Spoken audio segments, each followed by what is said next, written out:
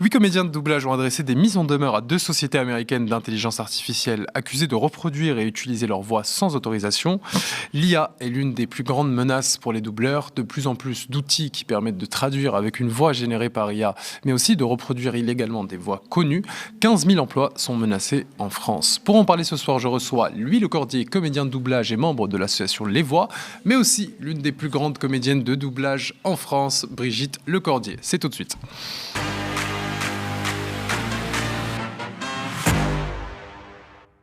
Évidemment, vu que l'on reçoit des comédiens de doublage, je ne peux pas commencer sans qu'on écoute Brigitte Lecordier a dû bercer votre enfance. Je sais pas ce que je fais. Ah, je monte. Ah, ça glisse. Je l'aide encore. Je pleure.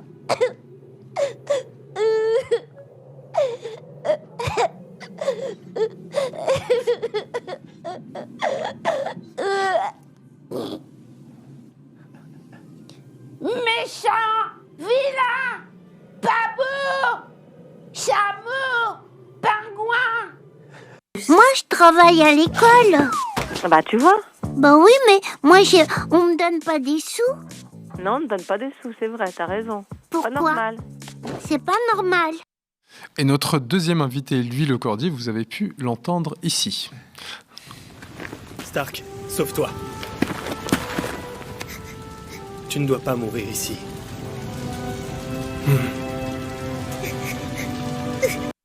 Bon, maintenant qu'on a situé, on va passer au sujet de cet entretien, le vol de vos voix, justement. Brigitte, comment vous avez découvert la reproduction illégale de ces voix ? En général, ce sont nos fans, les gens qui nous écoutent et qui nous soutiennent, qui nous préviennent assez vite.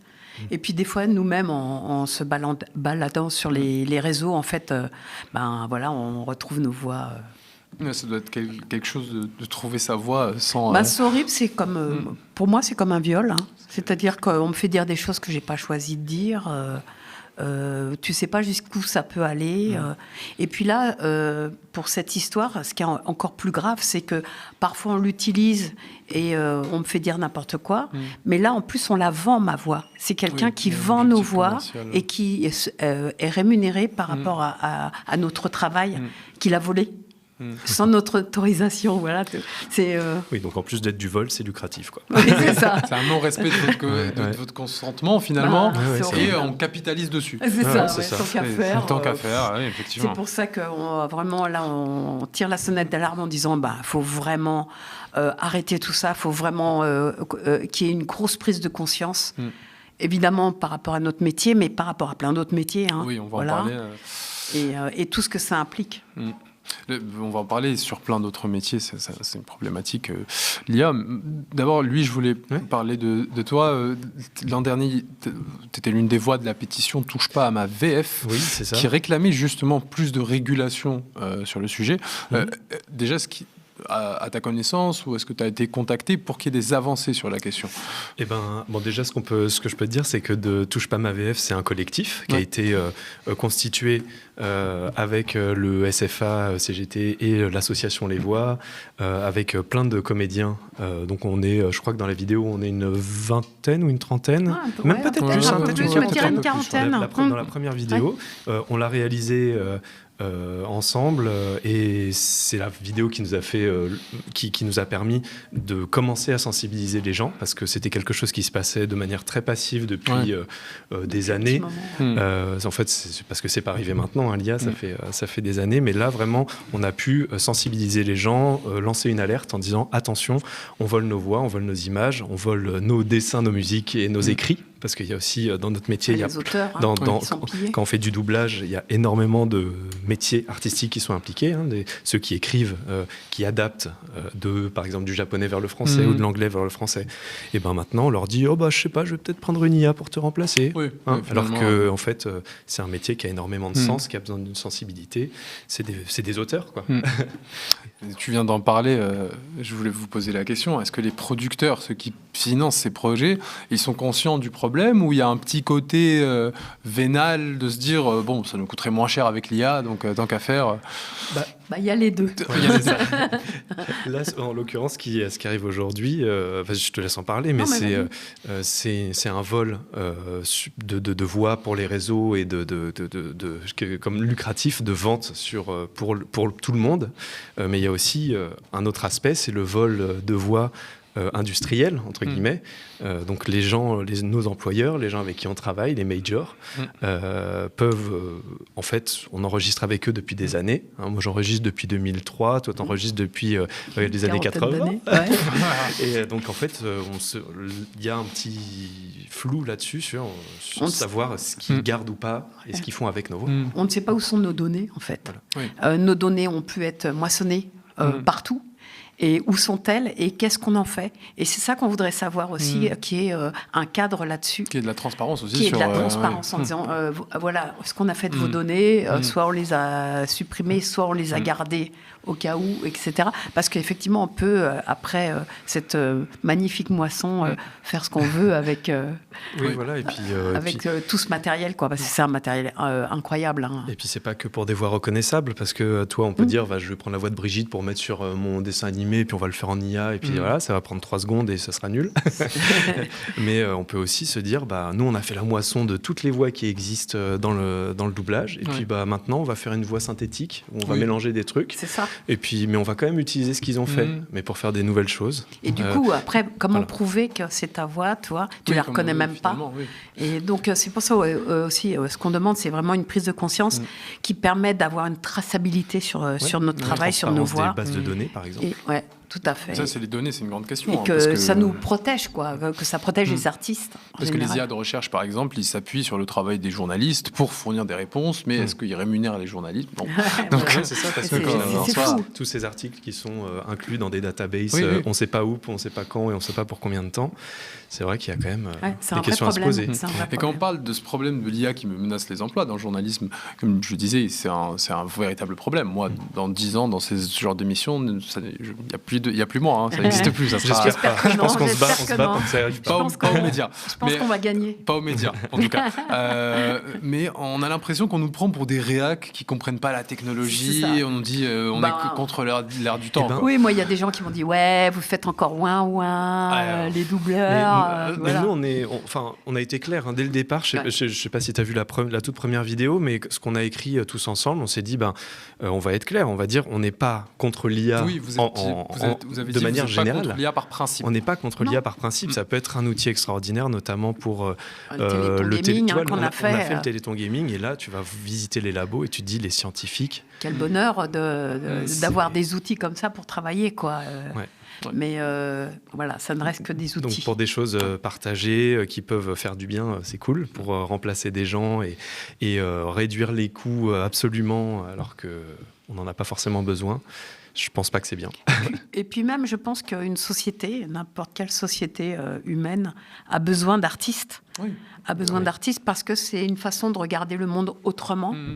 Et c'est un autre regard. Donc, si on est complètement mis avec des regards moyens créés par l'IA qui a tout nivelé par le moyen nul, quel regard on propose, par exemple, aux enfants? T'imagines, nous, vous avez grandi, on est toujours content de se voir. Pourquoi? Parce que ça représente quelque chose. Oui, c'est voilà. le cas. Ça représente quelque chose. Et toutes ces œuvres. On a su vous toucher, vous faire rire, vous émouvoir, vous faire pleurer. On a pris parfois des places importantes dans les familles. Et voilà, et ce qu'on propose aux enfants de demain, c'est, à la place, il y aura des robots. Et puis... un truc fait à l'appel, comme ça. Ouais, ça coûtera pas cher, en effet. Ça sera inintéressant. Et puis ça ignore tu vois, parce qu'on parle de nous en tant que comédiens, on se dit voilà, vous nous avez suivis, ou je sais pas, vous nous avez déjà entendus. En l'occurrence pour Brigitte, elle a bercé l'enfance de plein de gens, aussi la mienne, mais littéralement. Mais ce que je voulais dire, c'est que derrière, il n'y a pas que les comédiens, il y a effectivement, tu vois, quand on enregistre, il y a un ingé son. Ça C'est ce que tu Bien disais sûr. parce que tu es le fils de Oui, c'est ça, je disais parce que je suis le fils de Les gens n'ont pas Brigitte. suivi dès le début. Mais en fait, dans les studios, on est dépendant aussi d'un ingé son, on est dépendant d'un auteur, ce que Oui, je te oui. disais sur la traduction et l'adaptation, on est dépendant de tout ce qu'il y a après en traitement sonore et machin, on est dépendant d'une prod, des gens qui travaillent autour de ça pour faire que le projet se fasse. Et tous ces métiers-là sont en danger avec Oui, tout cet l'intelligence écosystème, artificielle. ouais, Et Non, c'est pour ça qu'on demande une régulation. protection, une régulation, de la transparence avec nos employeurs. Voilà, c'est ce que les prods avec qui on travaille demandent aussi, quoi. Et en C'est plus, il y a aussi un danger au niveau culturel. C'est-à-dire que nous, on soutient aussi un peu notre souveraineté Oui. culturelle, si tu veux. Et numérique. Et numérique. Où sont nos datas? On ne sait pas. Oui, oui. Et si on les utilisera pas forcément ici. Bien sûr. Et ça ne créera rien ici. Bien sûr, oui. Ça créera des choses ailleurs. Mm. Et il faut pas se leurrer là-dessus, quoi. L'industrialisation de la culture, en tout cas, ça affaiblit la culture française. Je voulais Oui. qu'on passe pardon. Non, mais je voulais ajouter effectivement que là, peut-être que tu allais revenir dessus, mais il y a eu récemment quelque chose sur l'interdiction des réseaux aux moins de 15 ans. Oui. Voilà, et nous, on se dit que ça serait peut-être le moment aussi d'inclure ce mouvement-là, dans ce mouvement-là, quelque chose qui essaye de réguler l'intelligence artificielle, l'effet sur les jeunes, l'effet sur la culture, tu Clairement. vois. Et puis, voilà, de se dire, on oui, nous qu'est-ce qu'on entend fait avec et on ça fait quelque chose. Ouais. Non, en tout cas, ici, c'est un combat qu'on porte, parce que c'est comme j'ai dit, c'est un problème qui fait disparaître des métiers, des gens qui sont derrière, etc. Tout Plein un de- savoir-faire Plein de aussi. photographes. Ouais. plein de- Quasiment 1 milliard de chiffre d'affaires. Je pour voulais la juste France par qu'on an. passe, parce qu'on n'a pas beaucoup de temps, Oui. et je Ouais, je t'en voulais prie. en profiter, vu qu'on vous a, je voulais vous poser quelques questions pour faire découvrir à notre audience plutôt une partie fun. C'est chouette.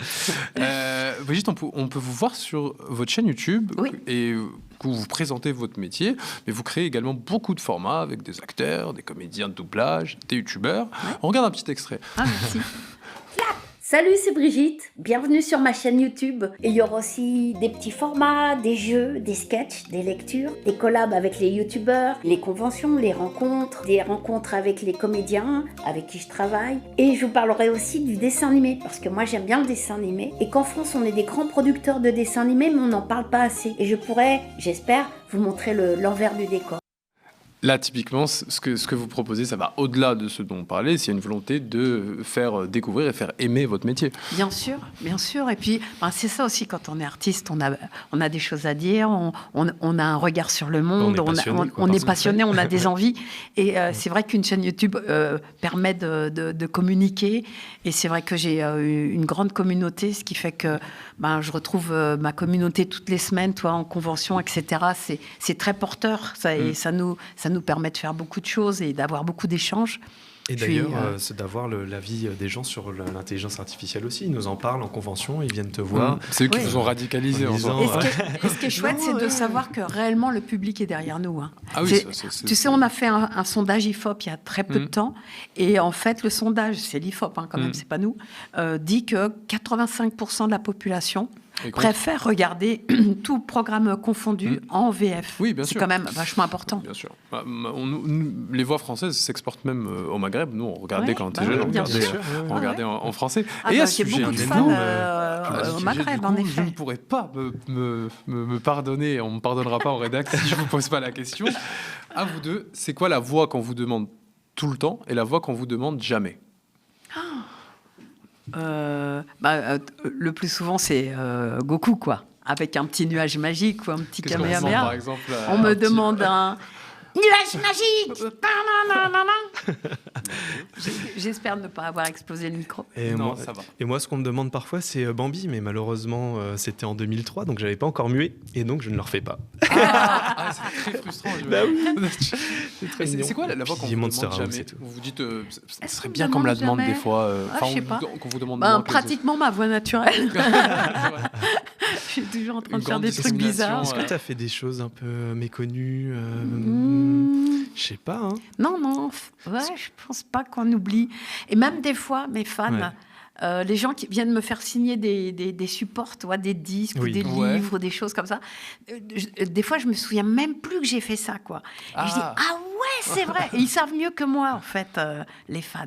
Mais du coup, on me questionne sur beaucoup de choses, même sur des livres de lecture, tu vois, où j'ai fait les voix de livres de lecture, et les enfants ont appris à lire avec ma voix. Vous avez fait la voix de Neville Londubat dans un jeu vidéo Harry Potter. Par Exactement. exemple, j'ai fait une vidéo... Attends, mais il y avait les frères aussi, les frères les de jumeaux. Ron. Les jumeaux. Les jumeaux. J'ai fait une vidéo sur ma chaîne YouTube justement où on se retrouve avec Benzaï et pour essayer de jouer au jeu. Et Kellyanne Blanc, la voix d'Harry Potter. Et Nathalie Holmes qui nous avait dirigé à l'époque. Et c'est rigolo de se retrouver 30 ans plus tard en disant c'était qui les enfants. C'est assez rigolo.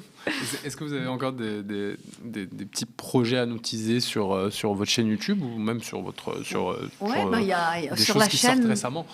Sur la chaîne, on va faire 8 vidéos là, cette année sur notre métier, justement, où on parle de l'histoire de notre métier, comment ça s'est développé au fur et à mesure des années. Parce que, voilà, moi, je peux en parler parce que j'ai vécu plein de périodes différentes. Et puis, on a dirigé des projets récemment. Il y a des choses qui sont en cours et qui sont un petit peu secrètes. Là, c'est du très teasing, mais... Ça serait pas mon métier si j'insistais pas dessus. Et puis, on peut me retrouver sur France Inter aussi, sur les bestioles de France Inter, justement. Mais là, justement, c'est audio et il y a 40 millions de téléchargements. Je suis très fière. En podcast en podcast, un des podcasts les plus téléchargés de France Inter. Et comme quoi, c'est important pour les enfants de se retrouver aussi dans des voix et de les faire rêver et de leur faire imaginer que tu es une bestiole. Moi, je joue toutes les bestioles. Et un jour, je suis girafe, un jour, je suis moustique. Voilà. Oui, et c'est génial. Quel bonheur pour un comédien de pouvoir jouer tout ça.